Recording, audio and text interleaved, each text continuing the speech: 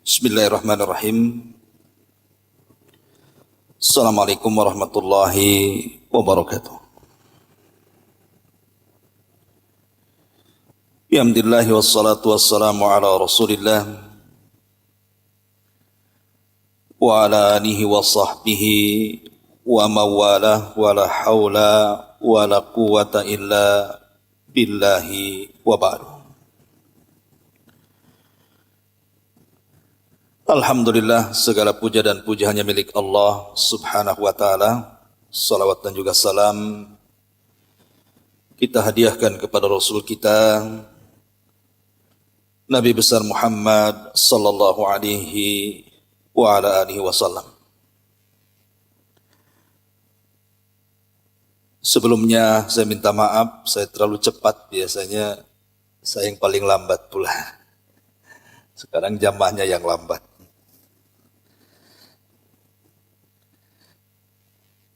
Baik, kita akan lanjutkan kajian kita, masih membahas kitab 175 Jalan Menuju Surga. Dan kita masuk pada poin ke-27 tentang anjuran menggali kubur, memandikan mayat dan mengkafaninya. Di sini Nabi SAW bersabda dalam hadis yang dikeluarkan Imam Hakim dan disahihkan oleh Syekh Albani rahimahullahu taala dalam kitab Sahih At-Targhib dan At-Tarhib. Qala an-nabiy sallallahu alaihi wasallam, man ghassala mayyitan fakatama alaihi ghafarallahu lahu arba'ina marratan.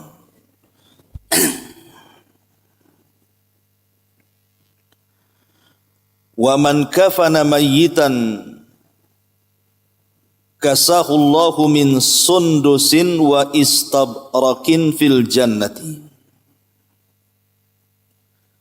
Wa man hafara limayyitin qabran fa ajnahu fihi ajrallahu lahu minal ajri ka ajri maskanin askanahu ila yaumil qiyamah. Barang siapa yang memandikan mayat dan dia berusaha untuk menyembunyikan aib-aib mayat tadi, niscaya Allah akan memberikan ampunan baginya sebanyak 40 kali. Dan barang siapa yang mengkafani mayat, niscaya di sorga Allah akan memakaikan padanya pakaian yang terbuat dari sutra tipis dan sutra tebal. Dan barang siapa yang menggali kuburan untuk si mayat dan ikut menguburkannya, niscaya Allah akan alirkan pahala padanya sampai hari kiamat, seperti pahala tempat tinggal yang diberikan kepadanya. Kata beliau pengarang, betapa bahagianya orang-orang yang memandikan mayat itu. Maksudnya mayat seorang muslim, kemudian mengkafaninya dan menguburkannya. Jika saja pahala orang yang meninggal, jika saja pahala orang yang menggali satu kubur begitu besar, karena Nabi SAW mengatakan dia akan mengalirkan pahala baginya sampai hari kiamat. Bagaimana hal pahala orang yang mewakafkan tanah kuburan yang digunakan untuk mengubur para hamba-hamba Allah? Sungguh tidak ada yang dapat menghitung pahalanya kecuali Allah. Bagaimana pulanya hal pahala orang-orang yang mewakafkan alat pemandian mayat atau berinfak dengan sejumlah uang untuk pembelian kain kafan yang digunakan menutupi mayat, tentu pahalanya juga lebih besar lagi. Oleh karena itu, ambillah pelajaran dan manfaat kesempatan-kesempatan tersebut, karena sungguh kalian memiliki banyak saudara seiman dan seagama, baik di belahan timur bumi ataupun baratnya, yang mati dan dia tidak memiliki harta untuk membeli kafan yang layak untuk dirinya. Baik, ma'asyiral muslimat yang dimuliakan Allah Subhanahu wa taala, sebelum saya jabarkan hadis ini, saya beri mukaddimah dulu. Allah Subhanahu wa taala berfirman di dalam Al-Quran, tepatnya surah Az-Zumar ayat 42. Allahu yatawaffal anfus hina mautiha wallati lam tamut fi manamiha fayumsiku allati qada 'alaiha al-maut wa yursilul ukhra ila ajalin musamma inna fi dzalika la ayatin liqaumin yatafakkarun. Ingatlah, Allah lah pemegang jiwa manusia. Jiwa-jiwa kita itu yang megang Allah Subhanahu wa taala. Dan kita tidak punya kuasa akan jiwa kita. Yang berkuasa atas jiwa kita itu Allah. Lah di sini Allah memegang setiap jiwa kita. Dialah yang berkuasa atas jiwa kita ketika saat kematiannya. Jadi kalau Allah takdirkan kematian kita datang, maka kita tidak akan sanggup menahan ruh untuk keluar dari badan. Itu kuasa Allah. Bahkan makhluk yang lainnya juga tidak bisa mencegahnya. Kemudian Allah mengatakan, dan dia pula yang memegang jiwa yang belum mati di waktu tidurnya. Jadi saat ibu tidur, itu ruh kita itu dikuasai oleh Allah Subhanahu wa taala. Kemudian Allah mengatakan, maka dia menahan jiwa yang telah ditetapkan kematiannya. Jadi kalau seandainya saat tidur, kan ruh kita keluar. Lah kalau memang ditakdirkan itu hari kematiannya, maka ruh yang keluar saat tidur itu tidak mungkin dikembalikan ke dalam jasadnya. Tetapi kata Allah, dan dia melepaskan jiwa yang lain sampai waktu yang ditetapkan. Tapi Allah kalau takdirkan dia masih hidup, maka ruhnya akan dikembalikan ke dalam jasadnya saat tidur, sehingga dia terbangun masih hidup.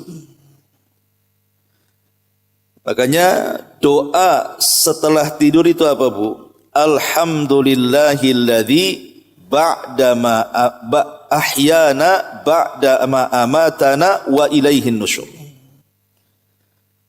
Segala puja dan puji hanya milik Allah yang telah menghidupkan kita setelah kematian kita. Artinya tidur itu dianggap mati oleh Allah. Makanya ada istilah candaan, kalau tidur susah bangun lelap, kau ini tidur kayak mati saja. Memang orang tidur itu mati sebenarnya karena ruhnya keluar. Tapi kalau izinkan dia masih hidup, dibalikin lagi. Makanya kita harus bersyukur masih hidup kalau habis tidur itu. Segala puja dan puji hanya milik Allah yang telah menghidupkan kita setelah kematian kita. Dan dalam doa yang lainnya yang diajarkan Rasul, Alhamdulillahilladzi afani fi jasadi wa radda alayya ruhi wa adhina li bi dzikrihi. Ini doa lain setelah bangun tidur ya. Dan ini doa yang paling baik. Segala puja dan puji hanya milik Allah yang telah memberikan kesehatan kepadaku, yang telah mengembalikan ruh kepada jasadku, dan telah mengizinkan diriku untuk senantiasa mengingat Allah Subhanahu wa taala. Alhamdulillahilladzi afani fi jasadi wa radda alayya ruhi wa adhina li bi dzikri. Ma'asyiral muslimat yang dimuliakan Allah Subhanahu wa taala. Dari ayat ini kita tahu bahwa kematian itu sebuah kepastian. Tidak ada orang yang tidak mati, pasti dia mati. Lalu kenapa kemudian Allah Subhanahu wa taala takdirkan kita ini harus mengalami kematian? Begini Bu ya. Bagi seorang mukmin kematian itu nikmat terbesar setelah hidayah. Setelah hidayatul Islam, nikmat yang paling besar bagi seorang mukmin itu adalah kematian. Kok bisa nikmat atau kematian itu disebut nikmat? Bagi seorang muslim tentunya, bagi seorang mukmin. Karena tidak mungkin orang akan menginjakkan kakinya di sorga kalau dia tidak mati. Makanya disebutkan oleh para ulama, di antaranya Abul Qasim Al-Asfahani mengatakan bahwa al-mautu babun min abwabil jannah. Kematian itu pintu dari pintu-pintu sorga. Sebab kalau orang tidak mati tidak akan masuk sorga selamanya. Yang bisa masuk sorga itu adalah orang-orang yang mati. Makanya kematian bagi seorang mukmin itu tidak menakutkan, walaupun pada dasarnya kematian itu membuat orang lari darinya. Maksudnya bagi orang-orang yang berfikir dengan jernihnya, bagi seorang mukmin kematian itu bukan hal yang menakutkan. Karena itu pula yang menjadikan kita masuk sorga. Dengan tegas Allah mengatakan, fala tamutunna illa wa antum muslimun. Janganlah kalian mati kecuali dalam kondisi Islam.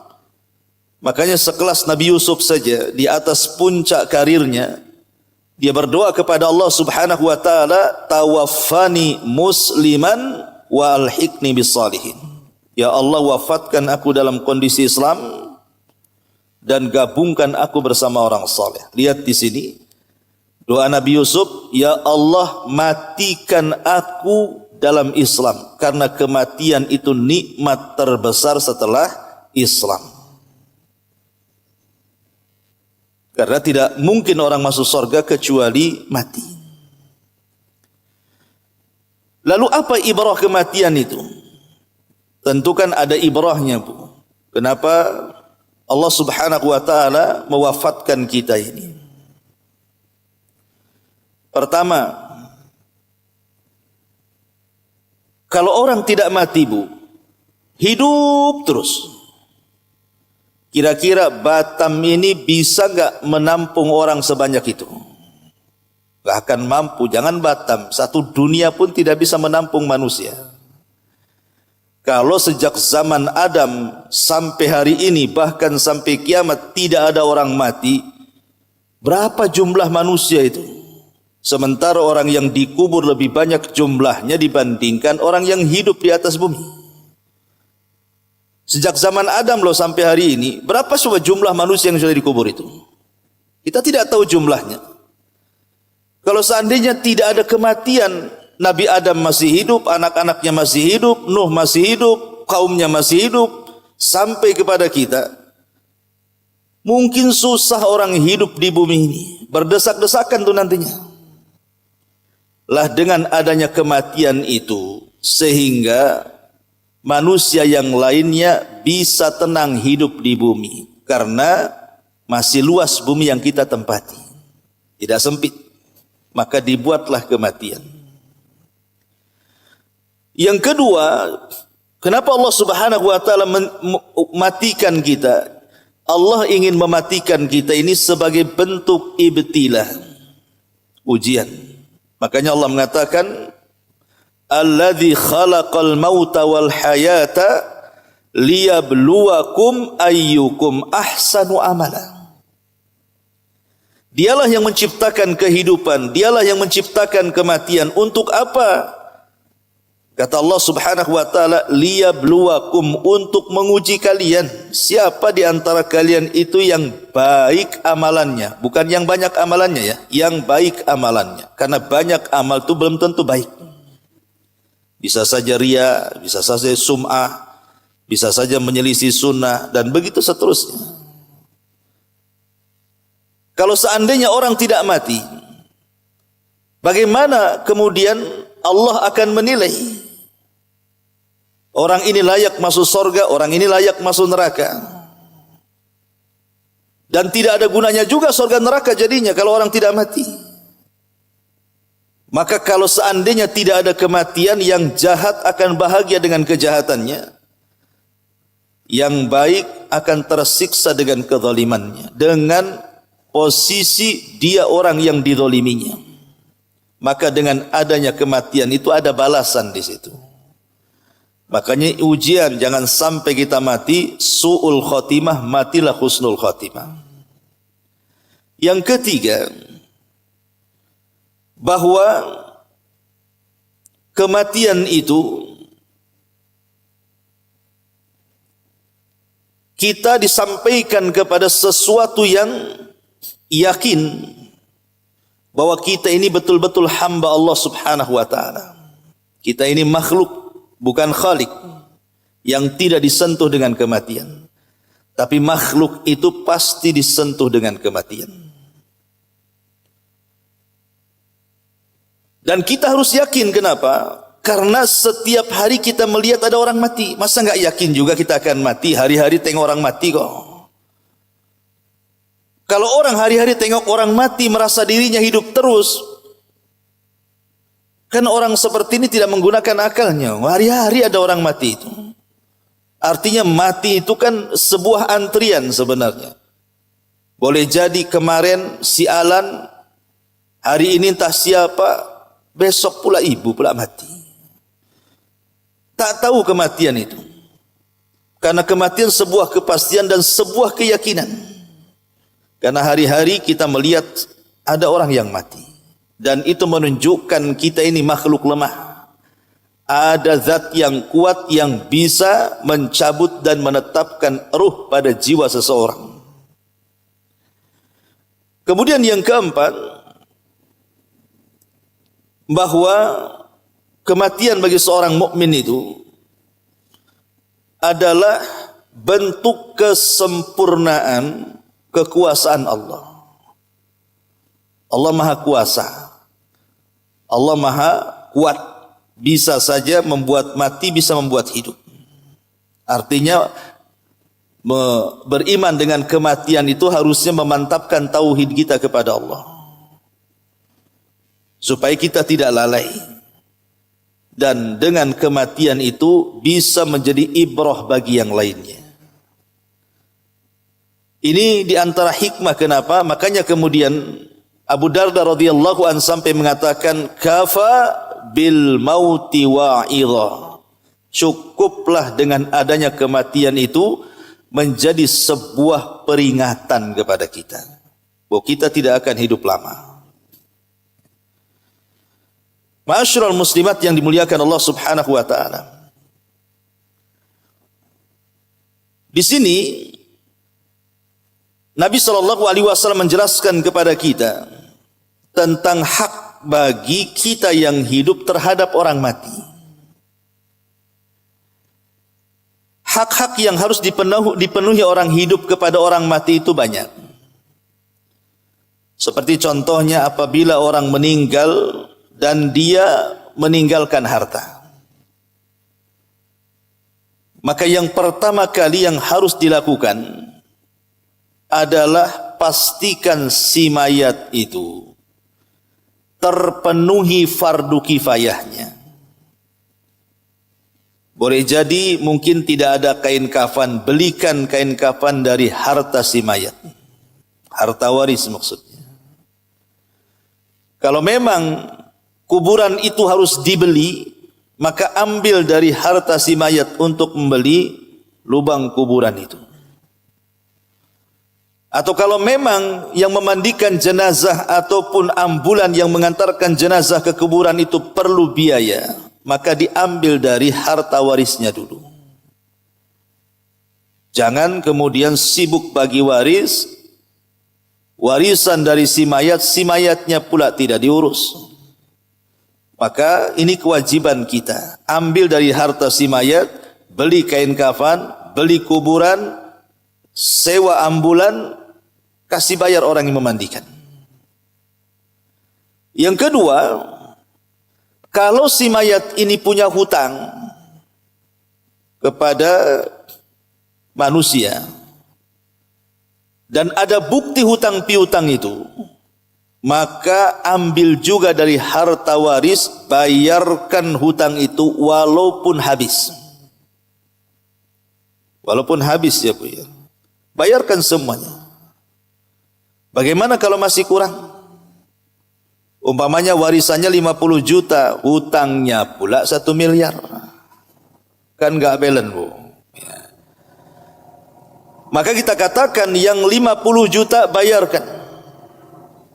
Adapun yang 950 juta itu kembali kepada wali-wali si mayat itu, kepada anak-anaknya.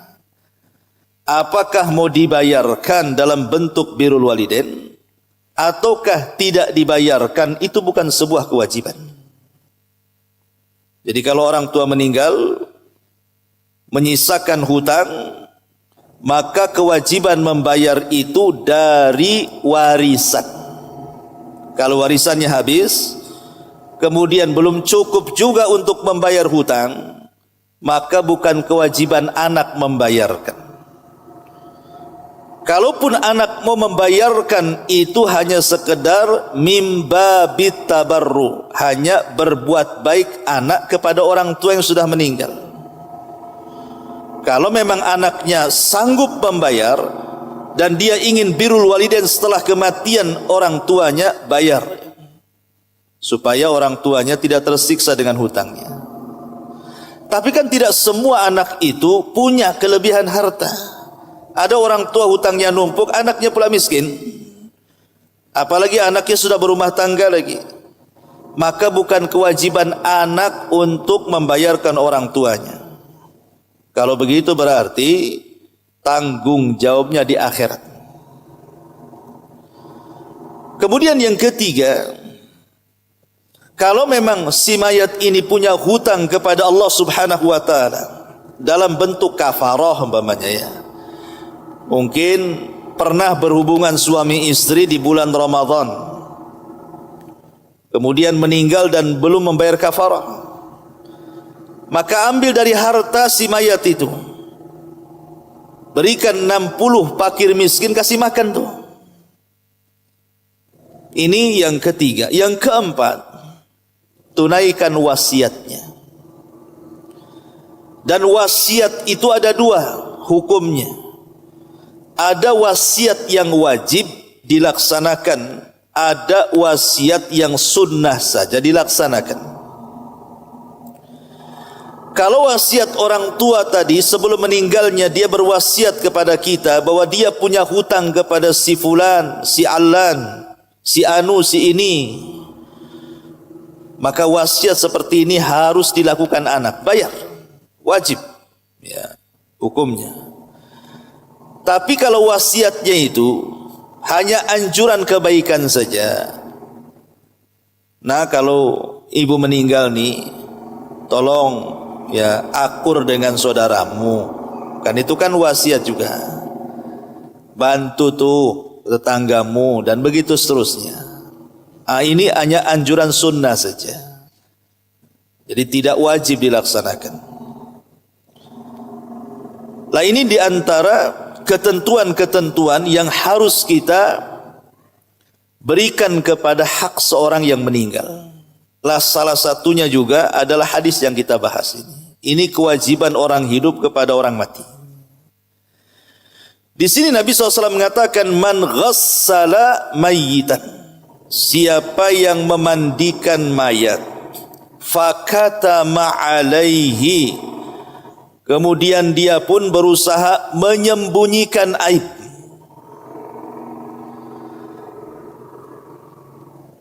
Bu, ada 5 perkara yang ibu tidak boleh bercerita kepada siapapun, walaupun kepada suami. Cukup ibu saja yang tahu dengan Allah. Pertama, menceritakan aib diri sendiri. Dilarang, tidak boleh. Kalau ibu punya aib di masa lalu, kemudian ibu sudah hijrah dan tobat, jangan diceritakan aib ibu. Cukup ibu saja yang tahu dengan Allah. Kan ibu sudah tobat. Kenapa demikian? Karena ada hadis yang mengatakan, di mana nanti pada hari kiamat, kata Nabi SAW, nanti pada hari kiamat itu akan didatangkan manusia, di mana manusia itu membawa pahala sebesar gunung Tihama, sebesar gunung Tihama.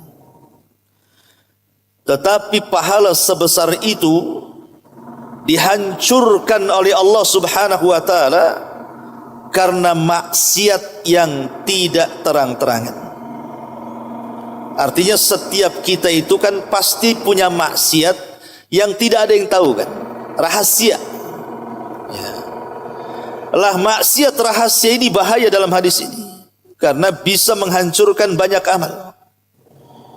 Apalagi hari ini maksiat sembunyi-sembunyi itu lebih mudah dilakukan dibandingkan zaman dulu. Dengan adanya alat komunikasi itu hari-hari kita bermaksiat kan. Lah kalau seandainya kita ini pernah melakukan seperti itu, punya rahasia dari dosa-dosa yang pernah kita lakukan, maka Nabi SAW mengatakan, jangan pernah menceritakan aib kita kepada orang. Karena kata Rasul, ada orang-orang yang berbuat dosa di malam hari, Allah sudah tutup aibnya. Tiba-tiba di pagi hari dia ceritakan pula aibnya dengan bangga. Ini tidak boleh. Umpamanya ada ibu di pasar gitu ya, ketemu mantan pacar. Kemudian teringatlah masa dulu itu, cerita sama kawannya, tak nyangka aku ketemu dengan si dia di pasar itu. Padahal dulu aku sangat cinta dengan dia, aku pernah pacaran dengan dia. Itu kan maksiat tuh, ngapain diceritakan? Ya. Itu masa lalu. Apalagi diceritakan sama suaminya, makin lagi. Ya. Makanya kan ada seorang syekh ditanya tentang seorang istri yang bertanya kepada syekh tentang masa lalunya. Masa lalunya wanita ini seorang wanita pelacur, tapi sudah bertobat. Dan kalau sudah bertobat, bukan pelacur lagi, sudah jadi wanita baik-baik. Jangan kemudian menghina wanita yang dulunya pernah kelam kehidupannya kemudian hijrah, kita sangkut pautkan lagi dengan kehidupan lamanya. Tidak boleh, Bu. Karena kalau sudah bertobat itu sudah bersih. Lah jadi wanita ini, karena dia mendapatkan nikmat, mendapatkan suami yang saleh, jadi selama ini dia tutup-tutupi bahwa dia pernah melakukan zina. Dia tidak perawan lagi sebenarnya waktu dia menikah dengan suaminya. Dan itu yang kepikiran dalam hidupnya tuh. Ingin diceritakan berat karena takut suaminya marah, tidak diceritakan menjadi beban bagi dia karena dia sudah menipu suaminya. Jadi dia bertanya kepada Syekh, apakah saya harus jujur menceritakan masa lalu saya? Dan saya yakin mudah-mudahan suami saya menerima saya. Maka Syekh mengatakan, jangan ceritakan. Jangan menceritakan. Karena sekarang sudah taubat masalahnya. Akhirnya kemudian dia tidak mematuhi fatwa dari ulama ini. Dia ceritakan pula sama suaminya karena merasa beban hidupnya berat gitu. Karena ada perasaan membohongi suaminya. Pas suaminya tahu, marahlah suaminya. Akhirnya diceraikannya. Kan jadi madarat, Bu. Maunya jujur jadi berantakan kan? Jadi kalau kita punya dosa dengan Allah, cukuplah kita yang tahu. Jangan ceritakan walaupun sama suami sendiri. Ini yang pertama. Yang kedua, menceritakan aib orang juga. Tidak boleh menceritakan aib orang, walaupun kepada orang terdekat kita. Pamannya ibu nguping nih lagi di rumah, nguping pula tetangga ribut. Suami lagi kerja, mana tahu. Tiba-tiba kemudian dalam keributan tetangga itu, ibu dengar kenapa mereka sampai ribut. Oh, rupanya suaminya selingkuh atau istrinya selingkuh, makanya ribut. Ibu tahu karena dengar. Lah ketika ibu dengar bu, cukup ibu saja yang tahu. Jangan pula kemudian sorenya suami datang dari kerja, ibu pula mengatakan, bang, sini, ada apa? Sudah tahu enggak? Tahu apa katanya? Pokoknya seru deh katanya. Diceritakan pula kan itu. Berdosa bu, enggak boleh. Itu namanya ghibah tuh. Walaupun sama suami, cukup ibu yang tahu saja. Kalau seandainya kemudian ada yang menceritakan tetangganya yang lainnya kepada suami, ibu sangkalah itu pertengkaran biasalah suami istri. Jangan disebut aibnya. Itu saja. Karena Nabi SAW yang mengatakan, man satara musliman satarahullahu yaumal qiyamah. Siapa yang menutup aibnya seorang muslim, Allah akan tutup tuh aibnya pada hari kiamat. Ini yang kedua. Yang ketiga, jangan menceritakan urusan ranjang. Tidak boleh. Jangan pernah menceritakan urusan ranjang. Karena Nabi SAW mengatakan, seburuk-buruk manusia di hadapan Allah adalah seorang suami atau istri menceritakan kehidupan privasinya, kehidupan ranjangnya kepada orang lain. Cukup ibu saja yang tahu atau cukup suami saja yang tahu. Jangan diceritakan kepada orang. Jangan pula kemudian ngomong sama kawannya, ada informasi obat kuat enggak katanya. Kuat apa? Duh, suami saya loyo. Ini kan enggak boleh bu kayak gini. Masa menceritakan suaminya loyo kepada kawannya? Lain kalau ibu ke dokter, memang cari solusi kan? Harus diceritakan ke dokter. Kalau nggak diceritakan, ibu datang ke rumah sakit duduk kayak segini, diem aja. Kata dokter, ada apa bu? Ibu diem. Nggak bu, dok nggak boleh ceritakan ini aib. Mana bisa dokter tahu masalahnya? Ya kalau dokter ya diceritakan biar tahu masalahnya kan bu. Khusus dokter boleh lah kan, karena cari solusi. Tapi kalau kepada si besti itu, ya apa? Kemudian diceritakan apa urusannya? Jangan dia tahu. Ya, jadi ini yang harus dipahami, urusan ranjang itu jangan diceritakan. Kemudian yang keempat, jangan menceritakan titipan amanah orang. Orang nitip amanah sama ibu, boleh enggak saya curhat dengan ibu? Boleh ya. Tapi jangan ceritakan sama orang ya. Nah, itu kan amanah tuh. Ya. Kalau dia sudah ngomong begitu, jangan ceritakan sama orang. Atau kita sudah tahu gelagatnya nih, umpamanya dia nengok ke kiri kanan ada orang enggak? Nampak dia takut ketahuan. Kalau mau ngomong sama ibu, berarti ada amanah di situ tuh. Apalagi jelas-jelas dia ngomong, jangan ceritakan sama orang ya. Kata ibu, iya. Makanya bu, saya anjurkan begini bu, kalau ada orang yang mau bercerita aibnya, ya, sebaiknya ibu hindar. Jangan dengar. Kalau ada orang yang datang, kawan, mau dekat, mau jauh, ada waktu enggak ya? Ada mau ceritakan, kayaknya saya kalut. Ibu tanya dulu, ini masalah aib atau bukan? Kalau masalah aib, saya enggak mau dengar. Tapi kalau dia maksa umpamanya kan, maka ibu katakan, kalau kamu percaya dengan saya tidak menyebarkan aibmu, ya silahkan. Kalau tidak percaya, jangan. Karena kadang-kadang saya ini juga manusia, sudah rapi-rapi ditutupi, kecerita pula sama orang kan. Jadi harus ada perjanjian dulu. Jadi kalau suatu ketika kita ini tidak mampu melaksanakan nama, diceritakan. Kan kita sudah ada kesepakatan dengan yang bercerita. Ya. Jangan langsung, ayo aja, nggak apa-apa ceritakan semuanya. Dari A sampai Z. Untuk apa? Jadi kalau sudah ngomong begitu, jangan pernah diceritakan kepada orang, walaupun orang terdekat kita, karena sudah diamanahi. Ini yang keempat. Dan yang kelima, inilah pembahasan kita. Yang kelima ini pembahasan kita, jangan menceritakan jenazah, aib jenazah yang kita mandikan. Terkadang jenazah yang kita mandikan itu boleh jadi mungkin dia sakit gula, akhirnya diamputasi, kan itu nggak punya kaki, itu kan bagian daripada aib. Ya. Atau punya penyakit kulit yang kita tidak tahu, rupanya setelah disingkap kok dia banyak penyakitnya. Atau boleh jadi orang yang meninggal ini mungkin mengeluarkan bau yang tidak enak, bau busuk dan begitu seterusnya. Maka kalau kita memandikan mayat, ada hal-hal yang menurut kita aib di situ, jangan pula ceritakan sama orang, sama suaminya atau sama kawannya. Aduh, kemarin saya mandikan itu Ummu Fulan yang meninggal itu bau kali katanya. Mungkin dosanya banyak itu. Oh, langsung ke situ aja tuh larinya itu.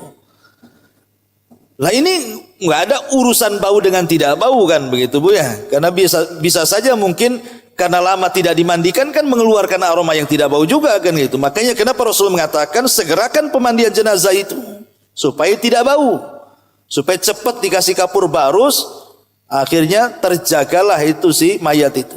Jangan dibiarkan hanya karena nunggu anaknya pulang dari Jawa, dari Medan, dari Padang, dari Flores, nunggulah nanti katanya. Dia datang 2 hari lagi. Apa enggak busuk kan itu bangkai?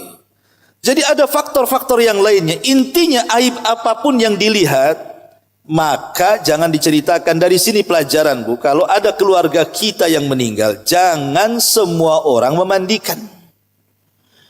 Ya, kita sebagai keluarga pilih-pilihlah mana yang bisa menutup aibnya, mana yang tidak bisa.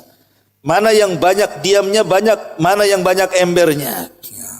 Jadi harus dipilih. Makanya kadang-kadang seseorang itu karena takut aibnya kebongkar, dia berwasiat kan.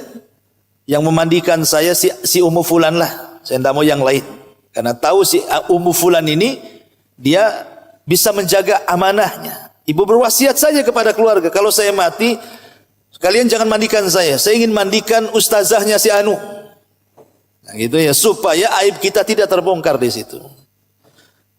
Tetapi bagi orang yang memandikan, kalau sampai dia mampu menutup aibnya, inilah balasannya.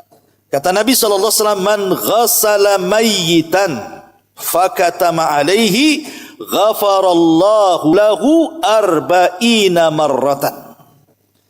Siapa yang memandikan mayat dan menyembunyikan aibnya, dia tidak menceritakan kepada siapapun, niscaya Allah akan memberikan ampunan baginya sebanyak 40 kali. Lihat, ini janji dari Allah lewat lisan Rasul. Allah akan ampuni 40 kali. 1 kali saja mendapatkan ampunan dari Allah itu sudah cukup itu. 40 kali lagi Allah kasih ampun kita. Menunjukkan apa? Kasih sayang Allah kepada kita. Dan itu hadiah bagi orang-orang yang memandikan mayat. Masalahnya Bu, saya pernah memandikan mayat di Batam, inilah nggak disebutkan tempatnya. Jadi pas saya datang, rupanya di situ kata keluarga, karena mereka orang awam gitu ya, dan yang tahu saya ustadz itu hanya 1-2 orang di situ. Rupanya keluarga yang lain itu sudah bayar mudin untuk memandikan jenazah katanya. Jadi masuklah mudin itu ke dalam pemandian. Lah kebetulan saya diminta, Ustadz masuk aja lah ikut mandikan katanya. Jadi saya ikut masuk, tapi kan saya jaga perasaan keluarga yang banyak yang telah memilih Pak Mudin itu memandikan. Jadi saya hanya ikut bantu-bantu ngangkat air saja, menghormati dia. Kemudian saya perhatikan saja cara memandikannya itu. Subhanallah, kayak memandikan keset itu. Gosok, pokoknya banjur sana masukkan. Wah, itu kalau orangnya hidup masukkan air ke mulut apa nggak kebesekan tuh. Pokoknya ngeri lah kayak gitu. Jadi kesimpulan saya ini, kenapa orang seperti ini disuruh mandikan jenazah? Berarti kesimpulannya di beberapa tempat di Batam ini yang memandikan jenazah itu modalnya bukan ilmu, tapi modalnya nekat dan berani. Yang punya ilmu pula tak berani nekat dan takut mayat. Ya. Harusnya digabungkan, plus berani dan nekat. Yang kedua harus punya pengetahuan tuh. Makanya penting belajar fardu kifayah itu. Ya, sekali-kali ibu buatlah praktek fardu kifayah. Nanti praktekan, ya nggak apa-apa, nanti saya praktekan, ibu siapkan aja kafannya kan. Minimalnya kita semua yang tahulah. Jadi kalau ada keluarga kita yang meninggal, tidak usah sibuk hubungi ustazah sana, ustazah sini, ustaz sana, ustaz sini. Ibu saja mandikan. Kan keluarga ibu itu lebih berhak karena bisa menjaga amanah tadi. Ya, ini terjadi, saya saksikan sendiri di Batam ini. Sampai saya geleng-geleng kepala, seandainya ini orang mati ini hidup, apa nggak ditampar yang mandikannya itu? Karena begini ibu, seorang mukmin ini dia terhormat baik ketika hidup ataupun ketika mati. Jadi memandikan mayat itu seperti kita memandikan layaknya dia hidup. Nah, begitu.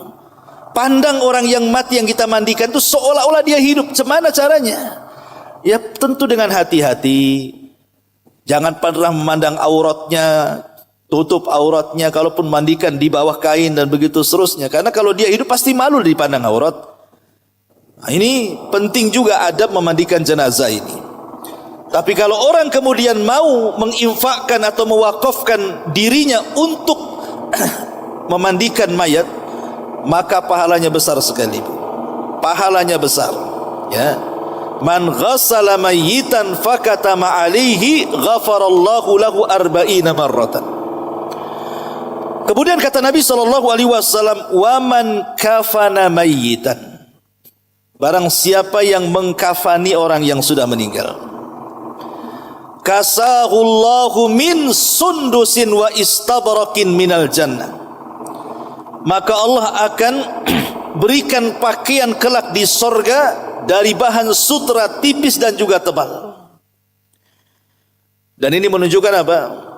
Menunjukkan orang yang mengkafani mayat itu dijamin sorga, karena akan diberikan pakaian sorga. Berarti ada jaminan masuk sorga di situ tuh. Di situ syahidnya.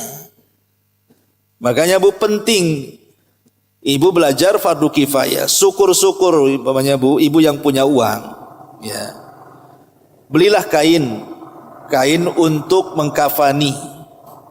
Beli satu gulung di rumah. Jadi kalau ada tetangga meninggal, wakafkan saja punya kita. Ya. Kalau yang mengkafani saja akan diberikan pakaian itu, macam mana yang mewakafkan itu kain kafannya itu? Jadi perlulah bu, ya. Tapi ibu harus paham ya. Saya pengalaman karena banyak kali mengkafani orang yang meninggal itu. Kalau beli kain kafan, jangan bilang kain kafan. Karena rata-rata kalau bilang kain kafan itu kainnya tipis, kemudian tidak lebar. Kalau kena kepada orang kurus dibungkus enak, sekali kena pula orang gemuk, apa nggak susah kafani. Kadang-kadang kalau dia tidak bersih menghanduki si mayat itu, masih ada genangan air kemudian menyerap di kain kafan, karena tipisnya akhirnya nampaklah kulit dia jadinya. Sementara di balik kain kafan itu tidak boleh ada pakaian yang lain, kan nampak jadi auratnya. Maka saya sarankan bu, kalau beli kain kafan itu bilang aja beli kain putih. Nah, nanti cari yang lebarnya itu 2,5 meter gitu ya. Karena ada itu kain yang besar itu ya. Makanya saya biasanya stok itu di rumah itu, kalau udah habis kain kafannya, saya kadang-kadang beli yang lebar yang 2,5 meter lebarnya. Ya. Jadi kalau 2,5 meter, walaupun 3 lapis enak dia bungkusnya bu ya. Jadi kalau ibu ingin mendapatkan pahala seperti ini, kan tidak mungkin kalau seandainya tetangga yang laki-laki yang meninggal ibu yang memandikan atau mengkafani pasti laki-laki kan. Tapi ibu ingin dapat pahala ini. Caranya gimana? Ibu wakafkan kain kafannya dari saya. Kasih dia. Ya, karena biasanya kalau di masjid-masjid itu umumnya kain kafan itu yang tipis sama yang kecil tidak lebar, itu sulit untuk mengkafan itu. Taib. Kemudian yang ketiga di sini kata Nabi sallallahu alaihi wasallam, "Wa man hafara limayyitin qabran fa ajnahu fihi ajrallahu lahu minal ajri ka ajri maskanin askanahu ila yaumil qiyamah." Siapa yang menggali kuburan bagi si mayat, kemudian dia menguburkannya, niscaya Allah akan mengalirkan pahala baginya sampai kiamat. Subhanallah. Pahalanya ngalir terus mulai dia dikubur sampai kita yang menguburkannya dan menggalinya, itu akan mengalir terus sampai kiamat. Kalau ibu ingin mendapatkan pahala ini, bisa dengan cara apa? Kalau ada tetangga mati, cepat ibu tanggung kuburannya, biar saya yang pesan. Itulah maksudnya ya. Jangan nunggu keluarga, kita aja yang pesan pakai uang kita, anggap itu wakaf kita kepada dia. Cepat ya, pesan kuburan. Ada tetangga meninggal, saya yang jamin semuanya. Gitu maksudnya. Kalau ibu bisa mewakafkan seperti itu, maka ibu dapat pahala yang sama tuh. Ini luar biasa gitu. Ustaz, saya nggak ada duit, saya gali saja. Tak boleh ibu gali di kuburan. Bukan ibu tak boleh gali, udah ada penggalinya di sana. Jadi ini diantara satu dari sekian jalan orang masuk ke dalam sorga adalah memandikan mayat, mengkafani mayat, dan menguburkan mayat. Dan di sini ada ibrah pelajaran, Bu, karena orang yang memandikan otomatis memegang mayat. Orang yang mengkafani juga sama, orang yang menguburkan juga sama. Disitulah ada pelajaran besar bahwa kita nanti yang akan dimandikan, yang akan dikafankan, yang akan dikuburkan. Harusnya itu pelajaran kita. Iya, memang hari ini aku yang mengkafankan dia, boleh jadi besok pula aku yang dikafankan. Iya, sekarang aku yang memandikan dia, boleh jadi besok aku yang dimandikan. Atau hari ini aku menguburkan dia, besok pula aku yang dikuburkan. Jadi semua yang berkenaan dengan fardu kifayah ini, maka itu harus mengingatkan kepada satu hadis Nabi sallallahu alaihi wasallam, "Aktsiru dzikra hadzimil ladzatil mautu." Perbanyak oleh kalian ingat akan sesuatu yang menghancurkan kenikmatan. Apa itu? Kematian. Pandang kalau orang meninggal ini, dia orang kaya umpamanya, dia mati. Apakah kekayaannya ikut dia? Tidak juga, karena kalau orang sudah mati, yang pertama kali meninggalkan orang mati itu adalah kekayaannya. Langsung terpisah antara dia dan kekayaannya. Kenapa? Karena kekayaannya semata-mata dia mati sudah beralih menjadi waris. Nggak ada lagi hubungan dengan orang mati itu. Celakanya, kadang-kadang ketika dia masih hidup, dia mendapatkan rumah, mendapatkan kendaraan, mendapatkan tanah itu dari cara yang haram. Sementara ketika dia mati, ahli warisnya mendapatkan dengan cara yang halal. Karena warisan itu kan halal. Sekarang nih ahli waris mendapatkan dengan cara halal, dia bisa menikmati tanpa dosa. Sementara yang punya harta, ada di situ harta dia dari hasil mencuri, hasil korupsi, hasil mengambil hak, hasil membohongi dan begitu seterusnya. Dia sekarang sudah tidak bawa harta, dia sedang dihisab. Sementara ahli warisnya enak-enak saja dengan kekayaan yang halal yang diwariskan kepadanya. Kan rugi jadinya. Ya. Kita yang cari, kita yang diazab, ahli waris yang dapat enak pula dia dengan kekayaannya karena hukumnya halal masalahnya. Makanya dari situlah sebelum kematian atau setelah kematian, hal yang paling disesalkan orang mati itu kalau dia hidup lagi pasti ingin sedekah. Makanya Allah mengatakan dalam Al-Quranul Karim, kalau seandainya si mayat itu ingin kembali ke dunia, maka dia katakan fa'asaddaq, pertama kali dia akan sedekahkan tuh hartanya, daripada harta itu menjadi beban bagi hidup dia setelah kematiannya, kan gitu. Ma'asyiral muslimat yang dimuliakan Allah Azza wa Jalla. Kemudian yang kedua, yang meninggalkan dia setelah kematian siapa? Keluarga. Karena keluarga itu mengantarkan sampai kuburan saja, tidak mungkin juga ikut ke dalam kuburan. Itu pun hanya beberapa jam. Boleh jadi tidak sampai hitungan menit karena keburu hujan.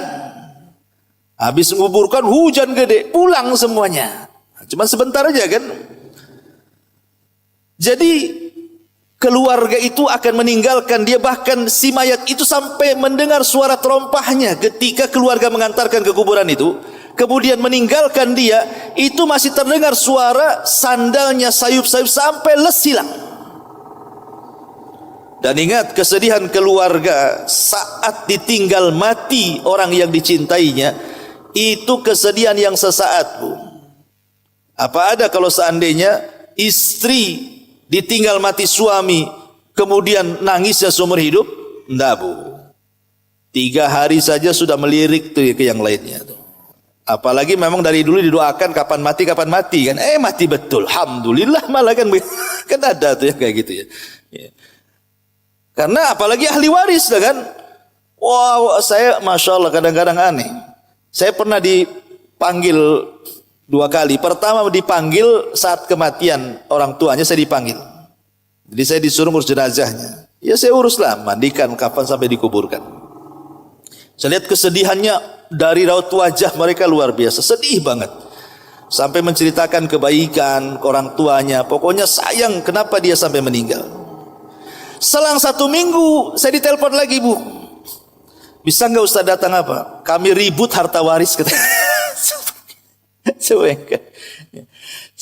Pemilik hartanya sedih semuanya, seolah-olah tidak peduli dengan hartanya itu. Makanya saya katakan sedihnya itu sehari, 2 hari, 3 hari aja paling lama tuh. Sudah seminggu itu udah nggak sedih lagi. Yang ada mana berangkas, mana notaris kan itu. Sudah nggak ingat lagi. Makanya disitulah apa yang disebut para ulama bahwa hakikat harta itu at-tajmi'u wat-tafriq. Capek kita ngumpul-ngumpulkan, ujung-ujungnya ditinggalkan. Jadi ahli warisnya. Ya. Ma'asyiral muslimat yang dimuliakan Allah Subhanahu wa taala. Kemudian kita masuk pada bab ke-28 karena ini masih ada sangkut paut dengan orang meninggal. Keutamaan mensalati jenazah dan mengantarkannya ke pemakaman. Nabi sallallahu alaihi wasallam bersabda, "Man shalla ala janazatin wa lam yatba'ha falahu qiratun fa in tabi'aha falahu qiratani qila wa mal qiratani qala asgharuhuma mithlu uhudin." Barang siapa yang mensalati jenazah, laki-laki atau perempuan. Jadi salat jenazah itu perempuan pun disyariatkan, bukan laki-laki saja. Maka beruntung, Bu, kalau ibu takdirkan bisa umroh. Itu 5 waktu pasti ada sholat jenazah. Ya kan, Bu, ibu yang pernah umroh, mau di Madinah, mau di Mekah, habis sholat wajib itu mesti ada orang mati. Dan mesti salat jenazah. Coba 5 kali dalam sehari itu mensalat jenazahkan orang meninggal di Mekah dan di Madinah. Dan pahalanya beda tentunya. Karena sholat di sana, di Mekah khususnya, ibu melaksanakan sholat jenazah 1 kali, maka ibarat mensalatkan jenazah di Batam ini 100.000 kali jenazah. Makanya rugi kalau sudah umrohnya cuma 10 hari, malas-malas pula sholat jenazah, kan rugi itu. Ya. Jadi jangan kalau habis sholat wajib, Bu, jangan langsung pulang ke hotel, enggak. Biarkan dulu, nanti biasanya berapa menit setelahnya imam nyuruh sholat jenazah tuh. Sholat jenazah tuh. Bayangkan coba, sekali menyalatkan jenazah saja kata Rasul, falahu qiratun, maka dia dapat 1 qirat. Qirat ini artinya gunung. Dan sekecil-kecilnya Qirat itu seperti gunung Uhud. Ibu kalau kota Madinah kan nampak tuh Uhud itu terbentang tuh. Uhud gunung paling panjang di Madinah dan paling besar di situ ya gunung Uhud itu. Panjang sekali itu. Seperti itu ibu dapat pahala. Lah kalau seandainya ibu bisa menyalatkan 1 kali di Mekah sana, berarti sama dengan 100.000 kali di sini, 100.000 kali di sini kali 1 Qirat kan gitu. Banyak tuh dapatnya kita. Alhamdulillah ya. Makanya mudah-mudahan ibu senantiasa diberikan rezeki, bisalah ke sana. Yang belum pernah yang mudah-mudahan berangkat. Yang sudah pernah dan kelebihan rezeki ajak saya berangkat, Bang. Intinya bahwa di sini bagaimana jenazah ini bisa mendatangkan pahala kepada kita dengan cara apa? Mensolatkan. Kalau sampai menguburkan, tentu menguburkan ini bukan ranahnya ibu-ibu. Kalau menguburkan ini ranahnya bapak-bapak, ibu ndak usah ikut ke kuburan. Ya, karena makruh, ada yang mengatakan haram, wanita yang mengikuti jenazah sampai kuburan itu. Ya. Kalau ibu mau ke kuburan, tunggu setelah dikubur. Tunggu setelah dikubur, nanti bapak-bapak sudah hilang. Ibulah baru datang, tas 1 harinya datang ke kuburan, ziarah kubur kan gitu. Itu pun tidak boleh sering-sering.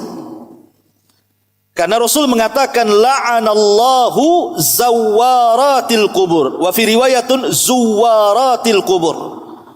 Allah melaknat wanita-wanita yang sering melakukan ziarah kubur. Tidak boleh wanita sering menziarah kubur. Kenapa? Karena wanita itu lebih rapuh perasaannya. Apalagi yang meninggal suaminya yang merupakan penopang tulang hidup dia. Nanti sampai dikubur dia curhat nanti. Bang coba hidup lagi. Kan curhat sama kuburan jadinya. Betul-betul hidup apa enggak lari, Bu? Kan gitu ya. Intinya bahwa potongan yang pertama ibu bisa lakukan, mensalatkan kan. Karena ini hak siapa saja. Tapi kalau sudah menguburkan ini khusus bapak-bapak. Makanya ibu suruh suami sana ke kuburan. Ngapain ses kuburan? Ya ngikutin orang mati lah sana. Bukan nggak ada orang yang dikubur ke kuburan, itu ziarah kubur ya kan. Kalau bagi laki-laki sunnah. Ya makanya ibu kalau sudah nengok nih suami udah mereng-mereng, mereng ke kanan, mereng ke kiri, nih ini suruh ziarah kubur. Ayo bang kita ke Batu Haji bang. Nanti sampai di kuburan Temyang tuh Bu.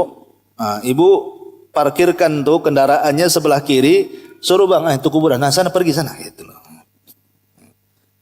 Untuk apa? Kalau laki-laki sering ziarah kubur, maka dia akan ingat kematian itu. Tumbuh tanggung jawabnya jadinya.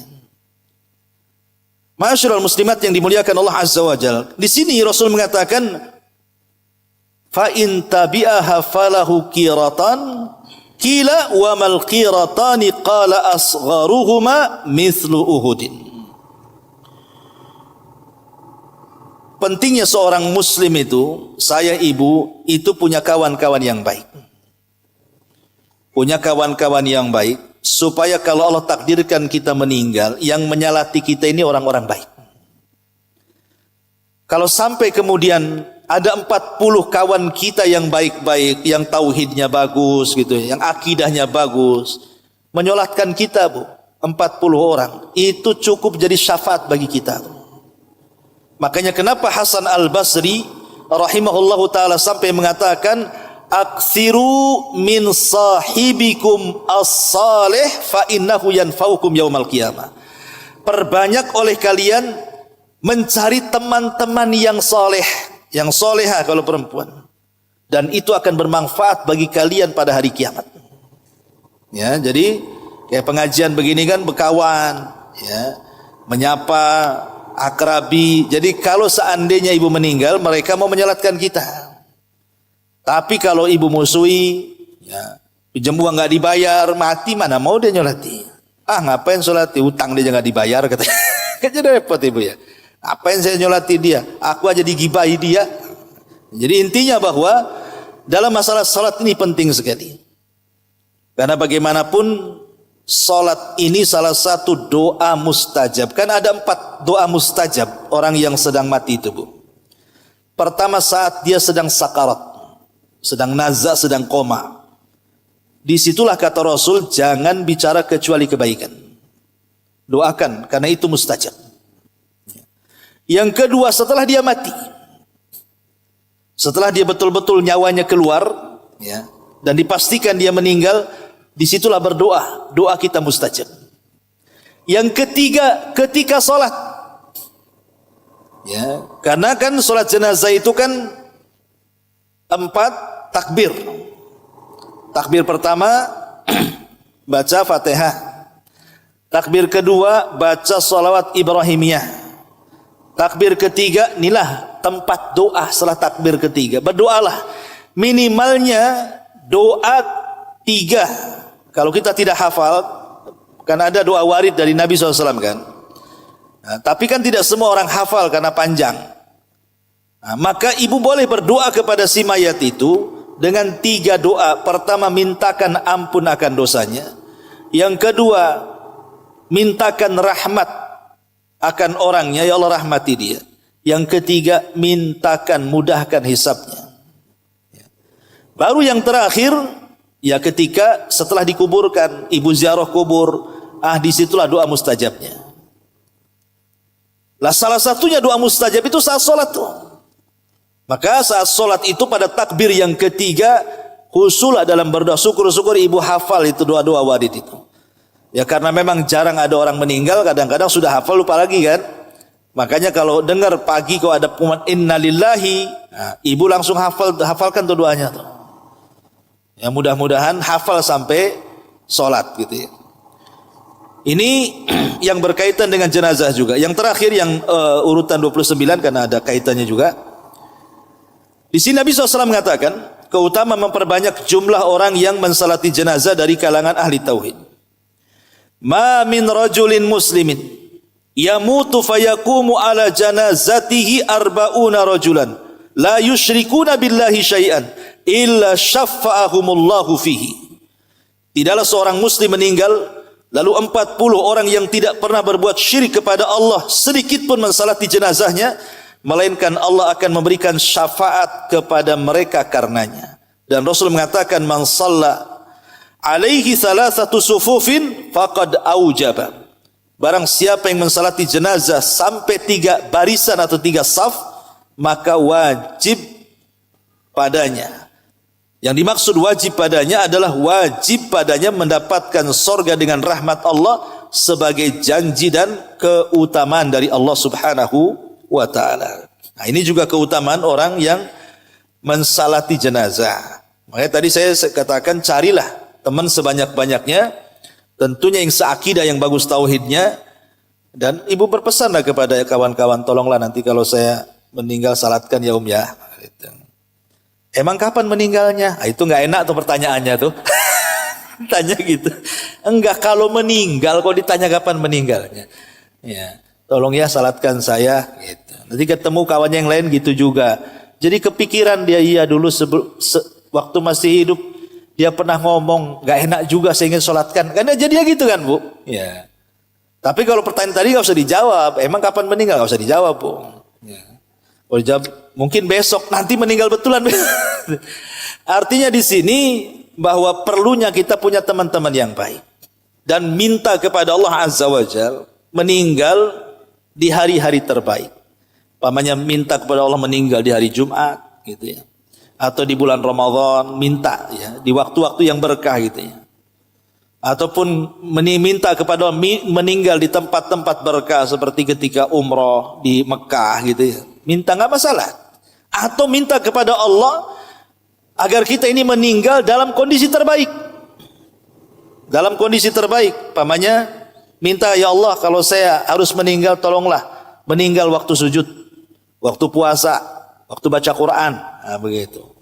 Karena di antara tanda-tanda husnul khotimah ini, kalau seandainya Allah takdirkan kita meninggal di waktu yang baik, di tempat yang baik, dan dalam keadaan terbaik. Ini diantara keterangan 3 poin dari 175 jalan menuju surga. Ya Bu, karena rame ini drok-drok ini kan, saya agak terganggu juga jadi tidak bisa terlampau lama. Tapi kalau ada yang bertanya silakan. Ini ada mic-nya nih, tolong di ini.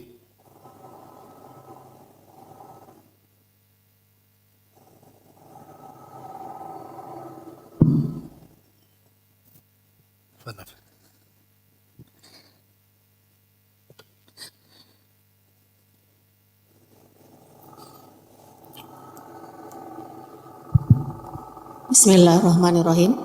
Assalamualaikum Ustaz. Waalaikumsalam warahmatullahi wabarakatuh. Pertanyaan Ana, ketika jenazah masuk ke liang kubur, itu apakah jenazah itu di azanin atau tidak? Yang kedua Ustaz, bagaimana hukumnya jika orang yang memandikan jenazah itu ada bayaran gitu? Iya. Atau upah? Paham. Ya. Jazakallah khairan Ustaz. Assalamualaikum warahmatullahi wabarakatuh. Iya, bagaimana hukumnya azan di kuburan? Sebenarnya ada hadis yang panjang yang menganjurkan dua tempat kita ini azan. Pertama saat kelahiran, yang kedua saat kematian. Itu panjang hadisnya. Itu satu rangkaian itu. Ya, hukum mengazani bayi yang baru lahir dan juga mengazani saat kematian. Tapi sayang riwayatnya lemah. Riwayatnya lemah. Ya, sekarang ini masalah perselisihan. Bagi yang kemudian mensahihkan riwayat itu, ya silahkan saja. Ya. Tapi kalau saya pribadi, saya cenderung hadis itu lemah sehingga tidak perlu dilakukan.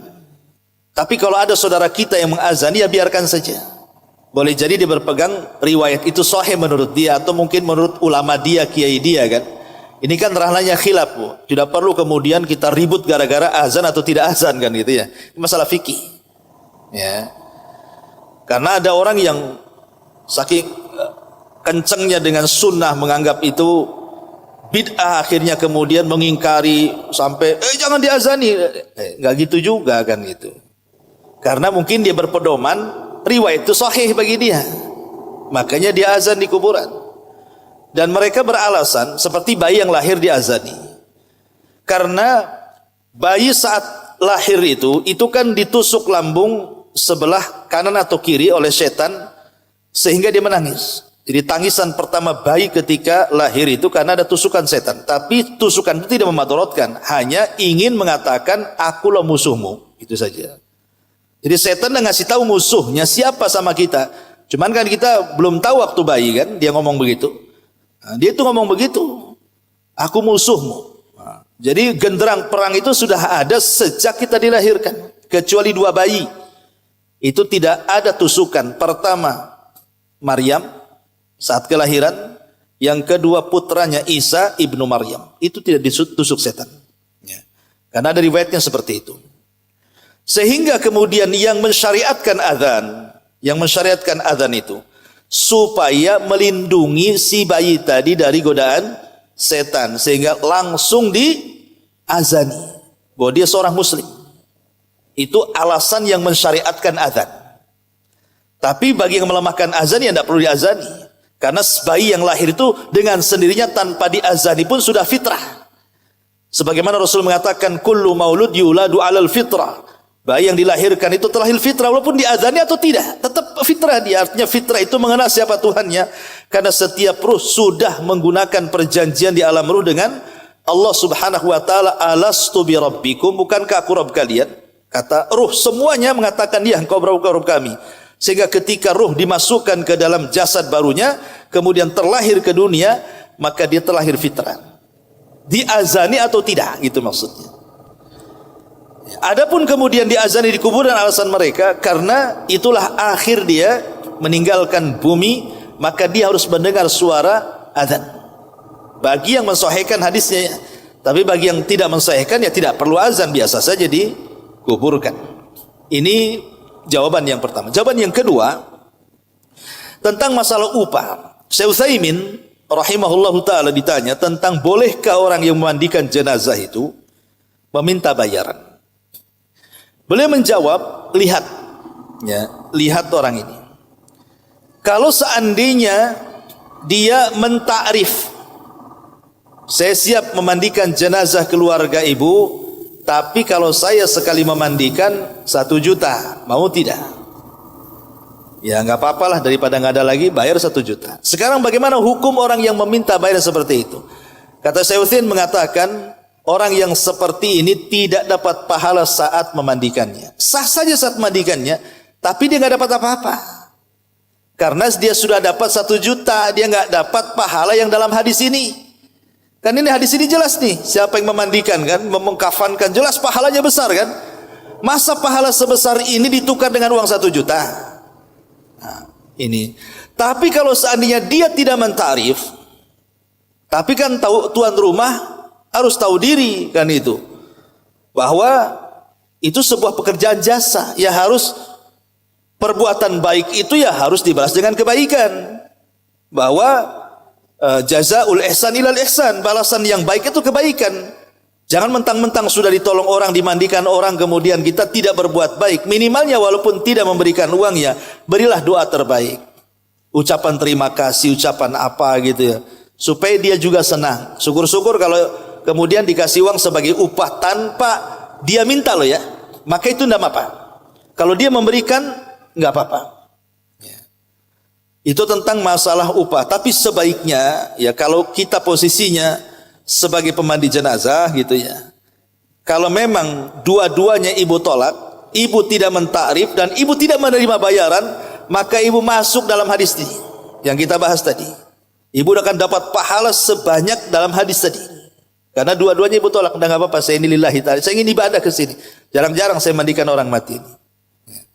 Jarang-jarang saya mengkafani orang mati. Syukur-syukur ibu yang kasih wakaf kain kafannya gitu, dengan perlengkapannya semuanya, ibu tidak minta bayaran, makin besar lagi tuh pahalanya. Nah, jadi itu jawabannya. Wallahu a'lam. Ada lagi? Nggak ada. Alhamdulillah. Baik, sampai di sini. Mudah-mudahan ada manfaatnya. Subhanakallahumma bihamdika, asyhadu an la ilaha illa anta, astaghfiruka wa atubu ilaik. Allahu ta'ala alam. Assalamualaikum warahmatullahi wabarakatuh.